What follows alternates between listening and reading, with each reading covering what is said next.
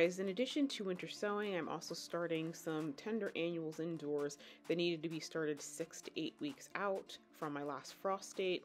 So the first thing that I'm doing, which you can see the seeds on top, I didn't bury them yet, are the Dandy Collarette Dahlias I got from Hudson Valley Seeds. Then next up is the Velvet Red Coleus, and then I have the Sunset Coleus, and then I also did the Coral Sunset Coleus. And so I've planted them. I'm using the Burpees reusable trays, which are pretty heavy duty. I do like them because the bottoms are kind of clear so you can see the roots, how the roots are doing. I'm going to use the top that came with the tray that I'm using just to sprout them because it keeps that humidity and heat down really low for germination. But once everything starts sprouting, I am going to change to the high dome because I find that it got vents on it to let humidity out, and which I think will cut down on the dampening off process. Okay guys, so I'm back. So for the sunflower, I'm going to try this year. And it's got little spider webs in it. Ick. Oh well, it'll be fine. But anyway, I'm going to put the sunflower in here. The reason I'm going to do that is because it's got a nice long cell, and you know, sunflower have taproots. So I think it'll be good for that. I did get a couple of other types of sunflower, so let me go grab those and show them to you. Okay, so in addition to the ones I showed you earlier, I went to Dahlia's because they are the ones that have a lot of more botanical interest. So I got Rouge Royale. This gets to 4 to 6 feet tall. I really wanted the Moulin Rouge, but they didn't have that in stock, and I looked on Botanical Interest. They don't have that anymore, so that's sad. Except for in this pack. So this is the Sunflower Drop Dead Red, and interestingly enough, in this one, there's a bunch of reds, one of which is Moulin Rouge, which is what I grew last year.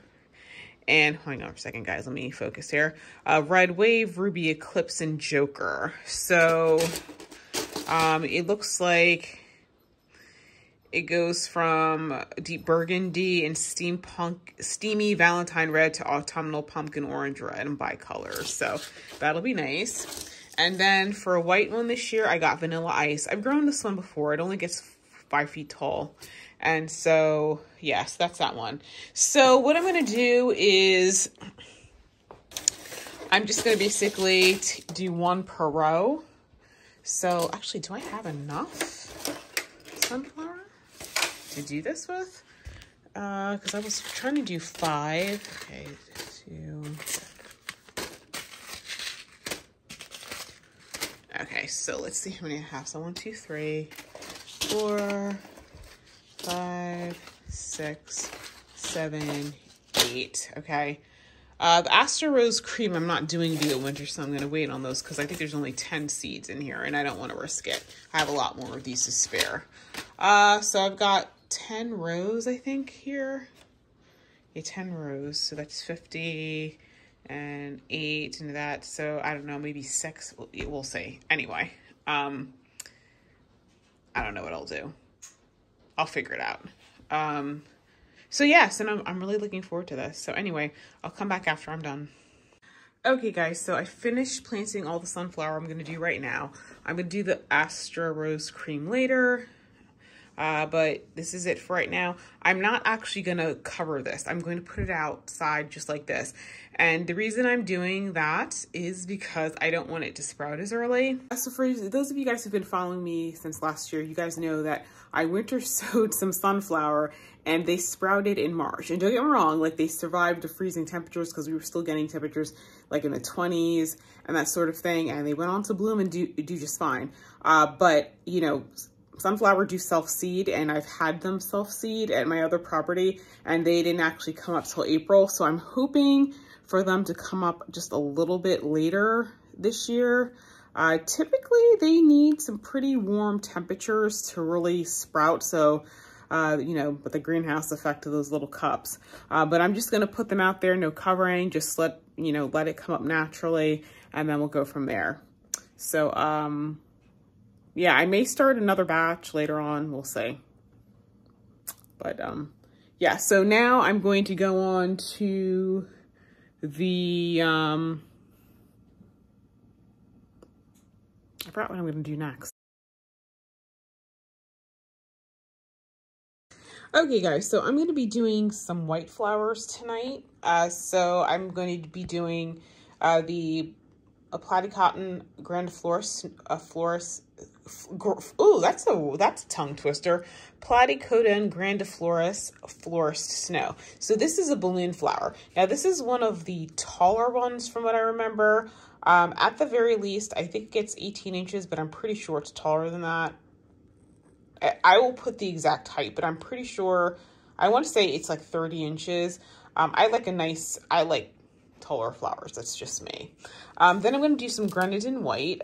This is a carnation that does not bloom the first year. It'll bloom the second year. I did some pink and white last year. The white ones didn't survive because we just got a heat wave and I just wasn't able to get them in the ground quick enough. The pink ones, they did not, like I said, they didn't bloom last year, but they're still green out there. So I think they're going to put on quite a show this year. So when I plant these, I'm fully prepared for the fact that they're going to return they're going to bloom the following year. Then I'm going to do some Hollyhock Malva Moscato White. I did some pink ones last year. I think this one is, I don't think this is a pure white. I think it's got some pink tints to it, but still it'll be fine. This one will get like 3 feet tall. This one will bloom the first year, so we'll see how this goes. I feel like the pink one set seed and spread last year, so that's just something to be careful of. It may be a thug. We'll see this year. Last but not least, I'm going to do this carnation called Chabaud Benigna. I got this from Florist. They discontinued this line, so I'm a little iffy on this one. I did start 2 packs of this last year. I used the Espoma potting mix. They sprouted a little bit. They did not do well. So I don't have the greatest of hopes for this, but I'm going to try it again with a different potting soil and see how it does. I don't know if this is an annual or perennial because, you know, she grew them as cut flowers. You know, we'll see. I mean, they are the same botanical name as the Grenadin. So I can tell you right now with the Grenadin pink, it's at least, the very least, a biennial. So we shall see. So I may not get blooms on this first year, but it's supposed to be white with like almost like a pink or purple edge on it. So I think it'll look really, really pretty. So I've already done 15 of those of the balloon flower, which I absolutely adore. I had some at my last house, and it's one of those things that I definitely want here. I don't know, for whatever reason, a lot of stores are selling the miniature versions. I don't like the miniature versions. I like the big ones. So I was glad to get to see it. So I did 15 of those. I'm going to do 15 of these, and then I'm going to do 10 of these and 10 of these. And that's how we're going to roll tonight, people. The top one right here, that's the balloon flower. And then, let's see, I did some of the, I think this one right here is the Chabaud Benigna. That's, yeah. And then 10 of these are, I think, the Grenadin. And then I did 5 blue. I had Blue Boy Bachelor button, and then I'll do the 10 Hollyhock, and another 5 blue. I don't know. I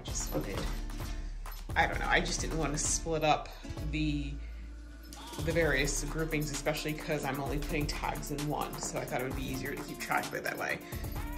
So 45 more containers and 45 more to go. Actually, I see more than that. Hi, Bumpy. Hi, baby. How are you? So guys, this is my living room. I had the carpet removed, so that's a project that's coming up soon, is refinishing the floors. Okay. Good night. Can you say good night, everybody? Say good night.